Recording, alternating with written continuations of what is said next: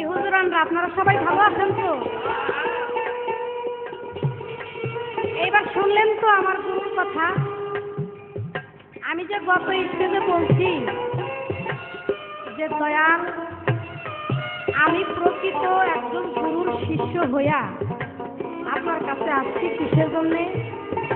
আমার মনের কথা আপনার কাছে প্রকাশ করে সেই কথা পূর্ণ করার জন্য আমি আসছি। কারণ আমি হলাম বান্তাকারী আর আমার দয়াল হলেন পূর্ণকারী। আমার দয়াল যদি পূর্ণ করে না দিতে পারে আমার কথা, তাহলে তো আমি প্রকৃত শিষ্য হতে পারবো না। প্রথমে আমার গানটা কি বলেছিলাম? জগৎগুরু কল্পতরু, যেই গুরু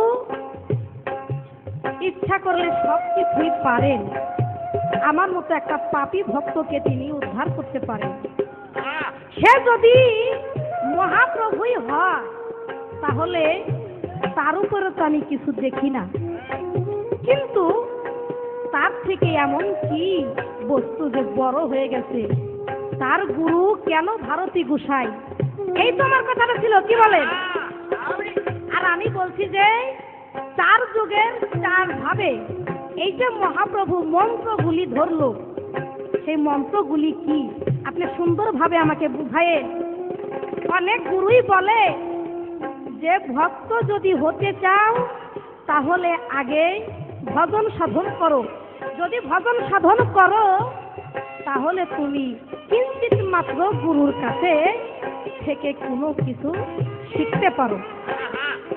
এই কথা কিন্তু আমি আগেই বলে গেছি যে দয়াল যদি ভজন সাধন যদি আমি শিখে যদি আপনার কাছে আমি যাই, তাহলে আমি কেন গুরুর কাছে আসবো? গুরুর কাছে আসার কোনো প্রয়োজন আমার পড়ে না।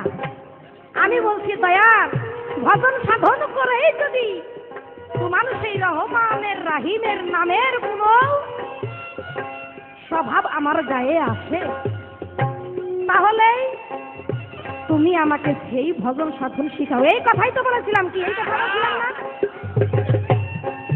দয়াল আমারে ওইটাই একটি গান বলছে, গানটা ওনার ঠিক আছে, গানটা খারাপ না, আবার গানটা লেখছে উনি, ওনার গানটা খারাপ না, উত্তর আছে গানটার ভিতরে। কিন্তু গানটার ভিতরে কি পাইলাম? করতে হবে গুরু ভজন, এই কথা মহাপ্রভু বলেছি। দেখেন আমি কি কই, আমার সারিন দেই কি কয়, আমি কিছু বুঝতেছি না। আমি তো আগেই বললাম যে ভজন সাধন আমি জানি না, আমি ভজন সাধন যদি জানি তাহলে আমার গুরুর দরকার পড়ে না। আমি তো এই কথা অনেক আগেই বলে গেছি আপনাদের। যাক, আপনি যেহেতু ভজন সাধন আমাকে করতে বলতেছেন, ভালো কথা, আমি ভজন সাধন করব। মানুষ যখন গুরুর চরণ ধুলি নেয়, চরণ ধুলি নিতে হলে সেই চরণ ধুলি পাওয়ার একটা রাস্তা আছে না ভাই? সেই রাস্তাটা যদি আমি খুঁজে না পাই তাহলে তো গুরুর চরণ আমি পাবো না। তাই আপনি যেহেতু আমাকে ভজন করার জন্য বলতেছেন, আমি যে ভজনটা করব, ভজন করার কৌশলটা কি দেয়া? আমি যে আপনার ভজন সাধনটা করব, সেই রাস্তাটা আপনি আমাকে দেখাই দিবেন না? আপনি আমার কি দেখাইলেন?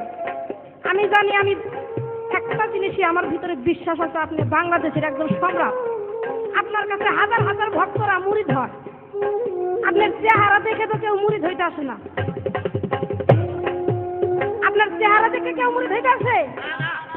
নিশ্চয় আপনার ভিতরে কোনো বস্তু আছে আধ্যাত্মিক, নিশ্চয় আপনার ভিতরে কোনো ভালো গুপ্ত ধন আছে, সেই জন্যই তো মানুষ আপনার কাছে আইসা মুরিদ হয়েছে, তাই না?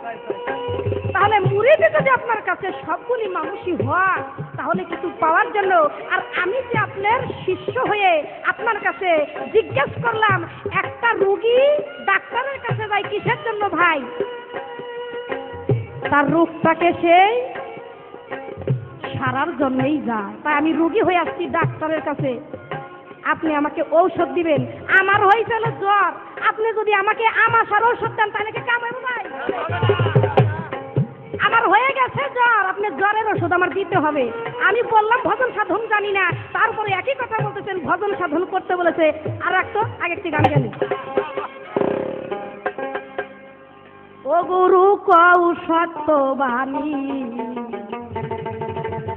নদীর তলায় জ্বলছে আগুন পাহাড়ে লাগাই পানি গুরু কও সত্যবাণী গানটা একটু শুইলেন গানের মধ্যে কি বলতেছে পাহাড়ে লাগাই পানি গুরু কও সত্যবাণী আগে যাই করছেন আমার দুঃখ নাই কিন্তু এইবার কথাটা লক্ষ্য করে একটু বুঝায়েন কারণ আপনি হলো অনেক গুণের গুণী আমি তো কিছু জানি না আমি হলো বাংলাদেশের ক্ষুদ্র শিল্পী আপনি বাংলাদেশের একজন সম্রাট আপনি এমন কথা আমাদেরকে বুঝায়েন যেই কথা শুই না যেন আমাদের ভিতরে একটু আনন্দ লাগে এমন কথা আমরা দুইটা শিল্পী আছে বলতে চাই না যে মানুষের ভিতরে একটু আঘাত লাগুক তাই আমার গানটা আপনি একটু শুনেন গুরু কও সত্যবাণী নদীর তলায় জ্বলছে আগুন পাহাড়